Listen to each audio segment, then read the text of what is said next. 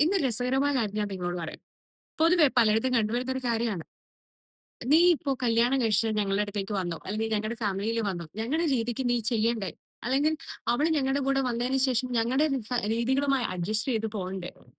ഇങ്ങനെയുള്ള ചില തോട്ട്സുകള് അല്ലെങ്കിൽ ഇങ്ങനെയുള്ള ചില രീതികള് ഇപ്പോഴും എക്സിസ്റ്റ് ചെയ്യുന്ന ഒരു സമൂഹത്തിലാണ് നമ്മളിന്ന് ജീവിക്കുന്നത്, അല്ലെ?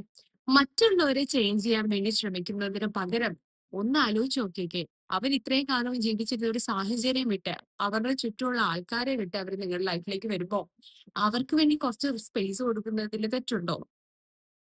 അവർക്ക് വേണ്ടി നമ്മൾ കുറച്ച് എഫേർട്ട് ഇടുന്നതിലോ, ഒന്ന് മാറി ചിന്തിക്കുന്നതിലോ തെറ്റുണ്ടോ? ചെറിയ ചെറിയ കാര്യങ്ങളായിരിക്കും ചിലപ്പോ. എണീക്കുന്ന കാര്യങ്ങളാവാം, ഫുഡ് ഉണ്ടാക്കുന്ന കാര്യങ്ങളാവാം. അവർക്കും കൂടെ ഫേവറബിൾ ആവുന്ന രീതിയിൽ ചെയ്താൽ അവിടെ ഒരു ഹാപ്പിനെസ് വരില്ലേ?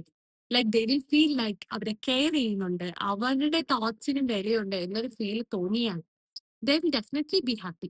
അതുകൊണ്ട് ചെറിയ ചെറിയ സന്തോഷങ്ങളിലൂടെ വലിയ സന്തോഷങ്ങൾ നേടാൻ വേണ്ടി ശ്രമിക്കുക. Thanks for watching.